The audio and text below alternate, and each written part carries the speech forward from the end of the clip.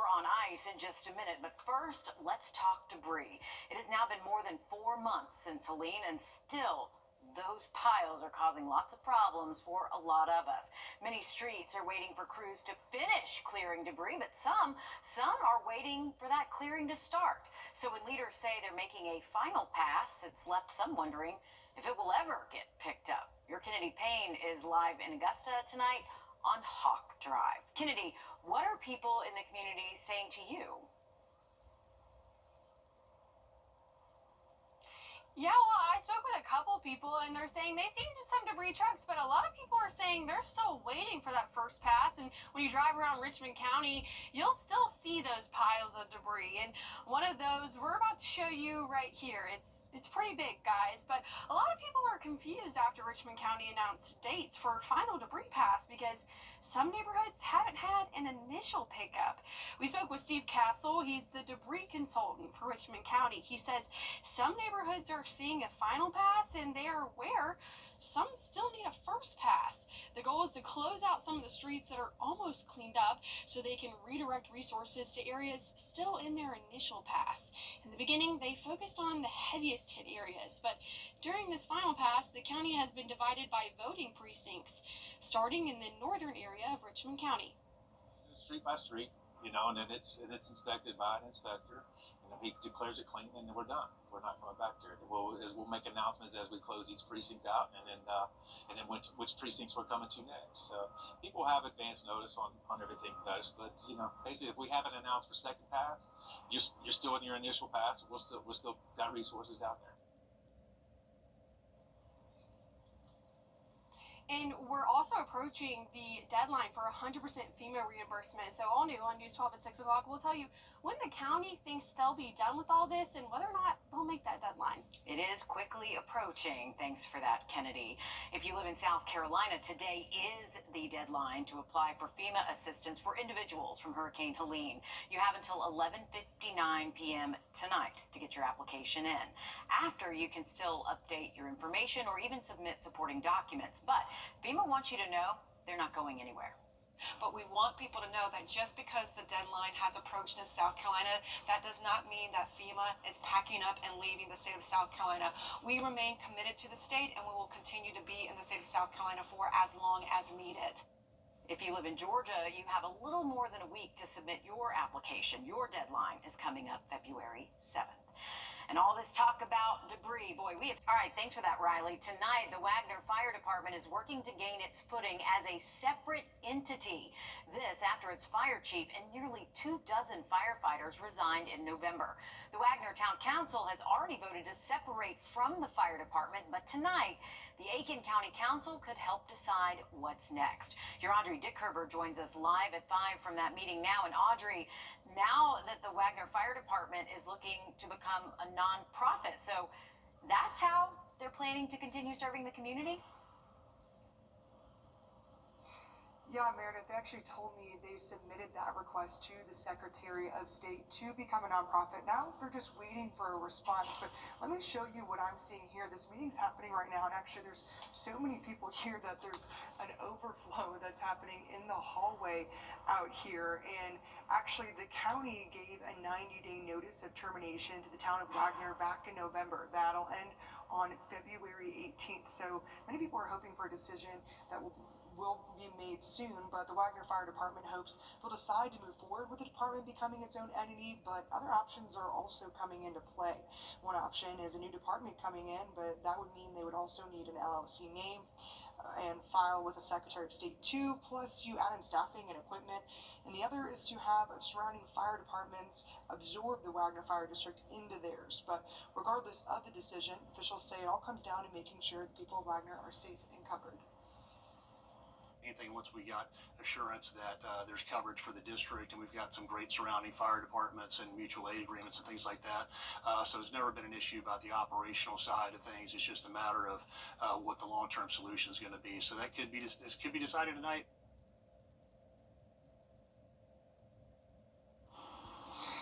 And we are waiting for that decision that's happening right now, but coming up all new on News 12 at 6 o'clock, we are going to hear from the current fire department and on that decision. So come back and we'll keep you updated.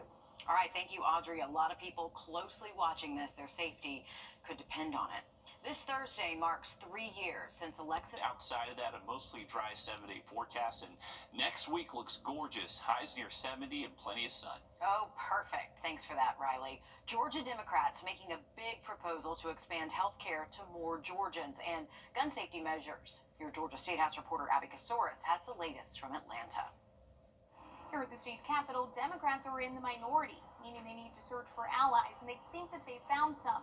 4 Republican senators have signed on to this bill, which would fully expand Medicaid under the Affordable Care Act, essentially ditching the governor's plan. Democrats estimate 500,000 Georgians would be eligible. This is the greatest failure of Republican leadership, is the lack of providing access to health care to Georgia citizens. House Minority Leader Carolyn Hughley partnering with Senate Minority Leader Harold Jones, a united force to push Senate Bill 50 through. That's the bottom line. Your constituents need your help. Georgia needs your help because many of those Republican senators represent those rural areas. 4 Republican senators signed on to the measure. Russ Goodman, Billy Hickman, Cardin Summers, and Ben Watson. We talked to Watson last year.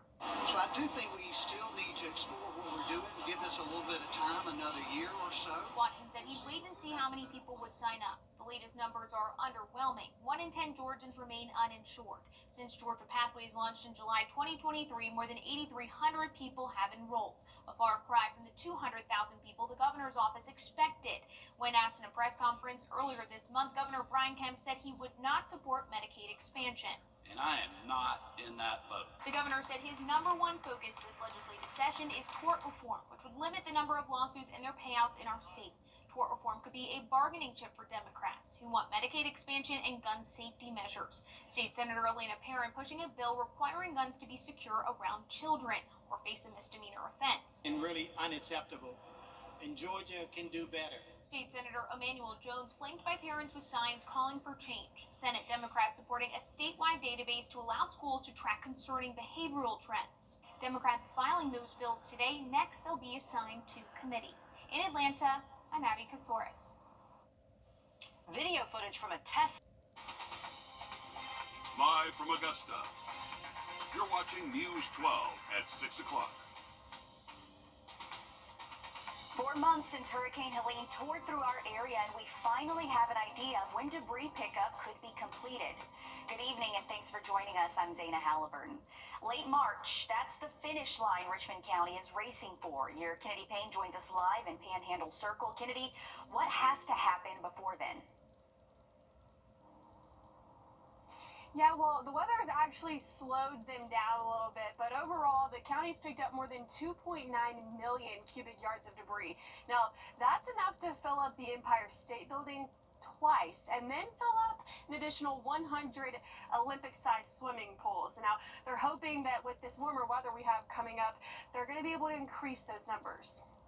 A finish for some. The final pass is all up in the northern area. They basically, the District 7, District 1's areas of the northern part of the county. But for others, just getting started. You go in a neighborhood, and one street's got a lot of debris, and one street has nothing. Steve Castle is Richmond County's debris consultant. He says this announcement isn't for everyone. It's not for the whole county right now, and we're not stopping first pass in other areas either. We're just dedicating some resources to closing some of these areas out so we can redirect those resources. In the beginning, they focused on the heaviest hit areas, but the final pass is based on voting precincts. It's basically going by what people already know, so that we can kind of close each area out as we go. He says this pass will involve more observation. You go street by street, and then it's inspected by an inspector.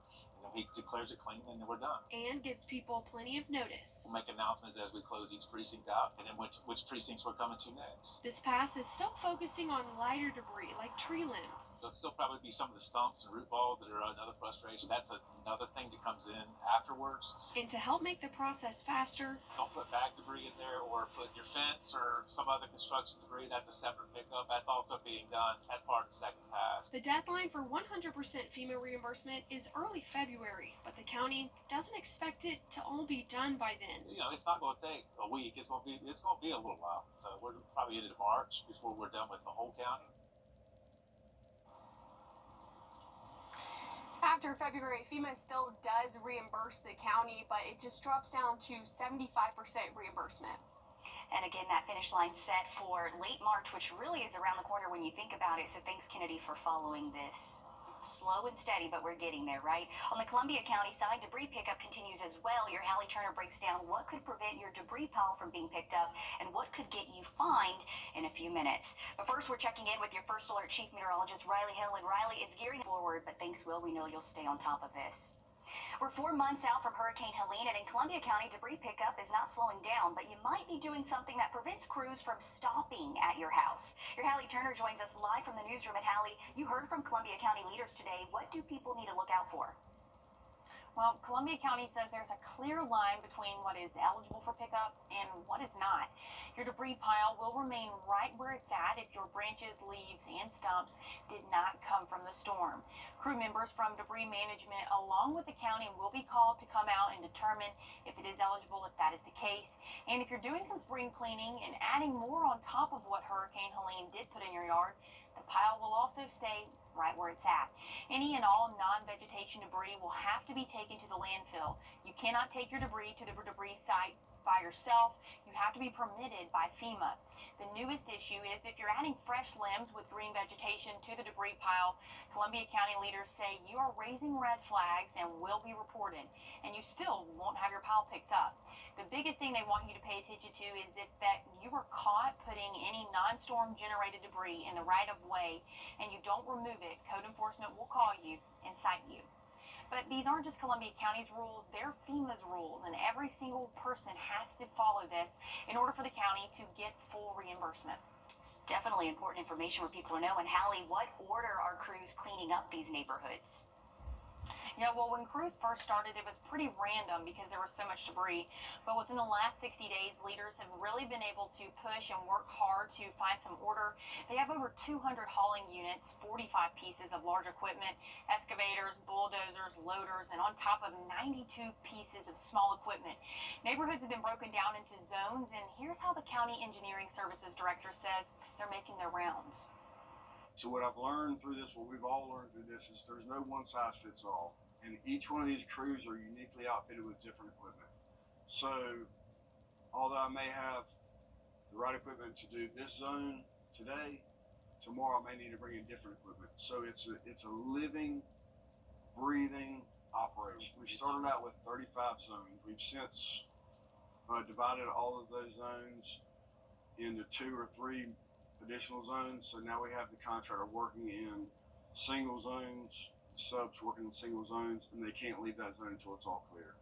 Now, all clear is one thing because you have one truck that picks up normal debris, and then you have another truck you have to come in that has to crush up the big stumps. So again, it's ever evolving. Now, debris cleanup is becoming the new norm for our area. The only way for you to make it go away faster is to follow FEMA's rules and pack your patience. Columbia County leaders have more than 500 disaster recovery workers on the ground today trying to make progress. But you can find that full meeting from today on our website. Thanks for breaking down those rules just in case someone does not know. But again, we appreciate all those crews and what they're doing. Thanks, Hallie, for that.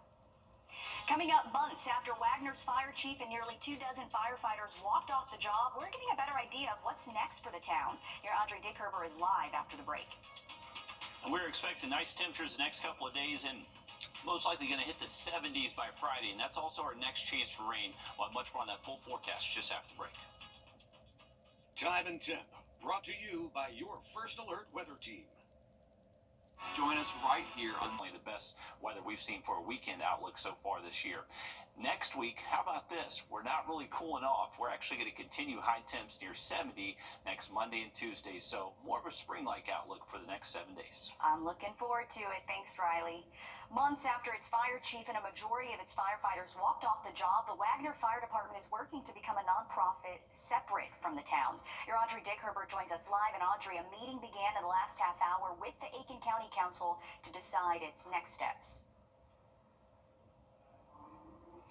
Yeah, well, the county gave a notice of termination to the town of Wagner in November. That was around 90 days ago, coming up on February 18th. So it's all leading down to this decision in this meeting that's been happening for about the last hour. Now, what we know so far is that they came in there and that they're discussing potential next steps. Then they had everyone get out. This whole hallway was actually filled with people as they went into an executive session, and now they just called everyone back in. So everybody is definitely waiting for this decision to be made. It's all to make sure there are people to respond to calls like this. Firefighters have stepped down. It was a trying time where we basically had no one. People were worried. Meetings were held. Other departments stepped up, and decisions had to be and are still being made. We're at a place now where we now have 25 members back. We have 3 additional applicants that will be voted upon, and that's truly been the turnaround. Now, at least 10 to 12 members respond to calls, but they're still waiting for the final approval to be their own entity. The separate ordinance to be completed in regards to turning over the list of property. That way the full separation is done. But other options are also being considered, one being a new, different fire department. There's certain logistical things they have to do to get stood up as a department, probably get an LLC name, become a nonprofit, and do all those sorts of things you got to file with the Secretary of State and those places, and then staff that and have the equipment. So that's one option. The other probably principal option that's under consideration is to have some of the surrounding fire departments basically absorb that district into theirs. But regardless of the decision, it's all to make sure the people of Wagner are safe and taken care of. And you can just see the excitement within the members that have returned. They're happy to be here. They're wanting to serve the community. Not only serve the community, they're wanting to help in any way, shape, or form. And the current fire department did tell me that they did submit that request to the Secretary of State to become a nonprofit and are waiting on a response. And we actually are just getting word that we think what they're saying in this meeting right now is that they're going to try to extend the contract, which could push back the decision even longer. Okay, so it's something we still have to stay tuned for, but good news that they do have some members back to help out. Thanks, Audrey, for that. Coming up in sports, a Denmark Olar standout is becoming